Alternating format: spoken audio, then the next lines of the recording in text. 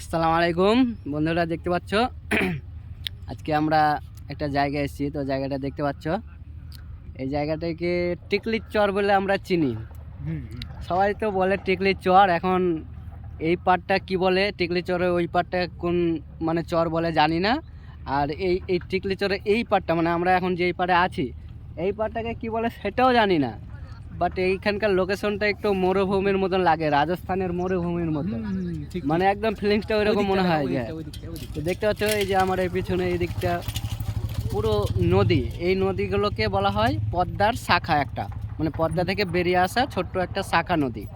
তো এগুলো যখন বর্ষার টাইম হয় তখন প্রচুর পরিমাণে এগুলো নিয়ে জল জমে যায়, মানুষ যাতায়াত করতে পারে না। এখন বর্তমানে দেখতে পাচ্ছ যে নৌকাগুলোকে সারিবদ্ধ করে রেখে দেওয়া হয়েছে, যে ওটার ওপর দিয়ে মানুষ পারাপার করছে, এই পার ওই পার যা আসা করছে।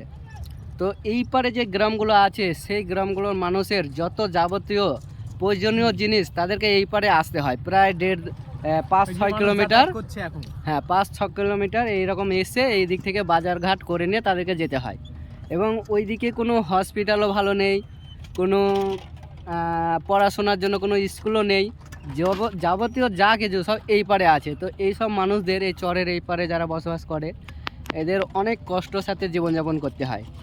তো বল কেমন লাগছে এই জায়গাটা? খুব ভালো, খুব ভালো, হ্যাঁ? মনোরঞ্জন দৃশ্য। এই জায়গাটাকে কি বলে, তুই নামটা বল। এই জায়গাটার নামটা কি? এই যে মরুভূমির মতো রাজস্থানের মতো, তো এই জায়গাটার নাম কি? এই জায়গাটার নাম জানি না, তবে এটা ঘাট মানে পার হচ্ছে সব, যেহেতু এটা ঘাটেই বলবো এখন, তাছাড়া নাম জানি না কি।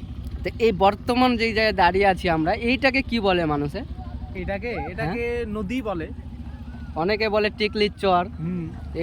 এই জায়গাটাকে, এই চরটাকে বলে টিকলির চর।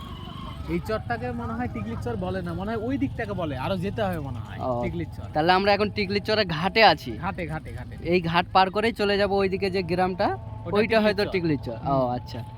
তো যাই হোক, আমরা তথ্য অত জানি না, যদি ভুল ত্রুটি হয় তো তোমরা সেটা সংশোধন করে দেবা মেসেজের মাধ্যমে, কমেন্টের মাধ্যমে।